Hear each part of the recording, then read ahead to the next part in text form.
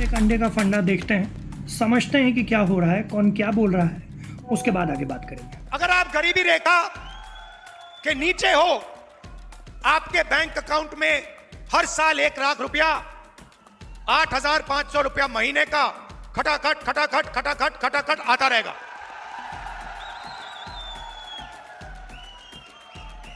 और एक झटके से हिंदुस्तान से हम गरीबी को मिटा देंगे।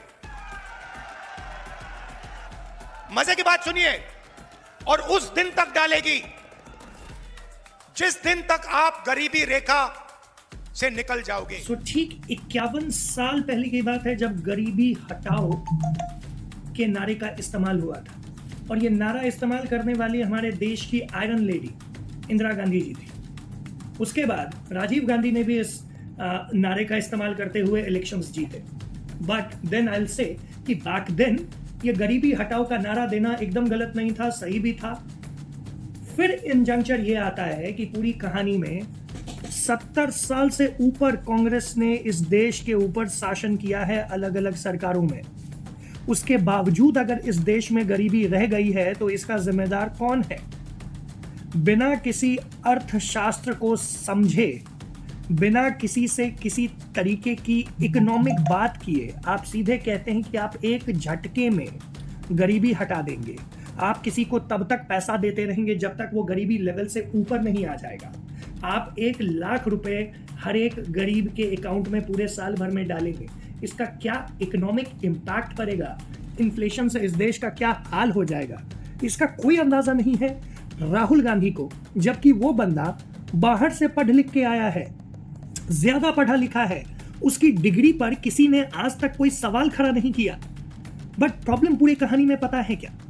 वो यही है कि अगर डिग्री से लोगों की इज्जत होने लग जाती, दिमाग आने लग जाता, तो बहुत सारे लोगों के पास इस देश में डिग्री है।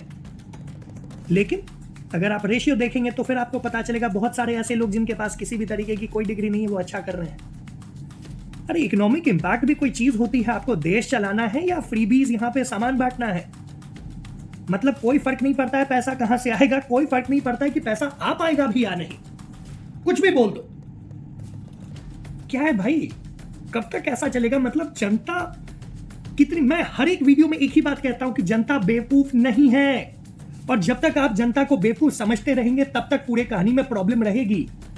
कांग्रेस जैसी पार्टी जिसने इस देश के आजादी के आंदोलन में एक सबसे बड़ा रोल निभाया है, एक बेवकूफ आदमी के चक्कर में सारा रेपुटेशन मिट्टी बराबर हो जा रहा है, मिट्टी पा जा रहा है सारे रेपुटेशन पर। कांग्रेस को बचाना जरूरी है, ये आपके और हमारे लिए समझना जरूरी है। लेकिन इस तरीके का अगर नेतृत्व, वो भी जबरदस्ती का नेतृत्व बना रहेगा कांग्रेस के ऊपर, तो कांग्रेस खत्म हो जाएगी इस देश में। कुछ भी बोल देना, किसी भी तरीके से बोल देना, किसी भी तरीके का नंबर थ्रो कर देना, जबकि वो बंदा इतना पढ़ा लिखा है उसके बावजूद, और बोला शर्म भी नहीं आती है उस आदमी को। अरे भाई देश का तो सोचो। सिर्फ और सिर्फ फ्रीबीज अगर बांटोगे, पैसा कहां से आएगा? हमारे जैसे टैक्स पेयर लोग ही देंगे ना पैसा।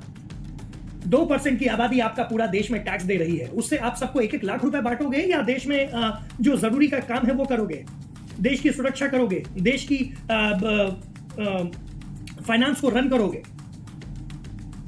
किसी भी तरीके की बेवकूफी भरी बातें कर दो और सोचो कि लोग वोट दे देंगे, सोचो कि मोदी ईवीएम हैक कर ले रहा है। अरे भैया ऐसे नहीं चल पाएगा। 10 फुट जमीन में गड़ जाएगी कांग्रेस, खत्म हो जाएगी, अस्तित्व मिट जाएगा। इससे पहले कि देर हो जाए, इस बात को समझना चाहिए। कांग्रेस को अगर आगे लेके जाना है तो राहुल गांधी जैसे लोगों को हटाना पड़ेगा, निकालना पड़ेगा, बगावत करनी पड़ेगी उसके खिलाफ। कांग्रेस के खुद उन लोगों को जो कांग्रेस को सही दिशा में ले जाना चाहते हैं। जय हिंद।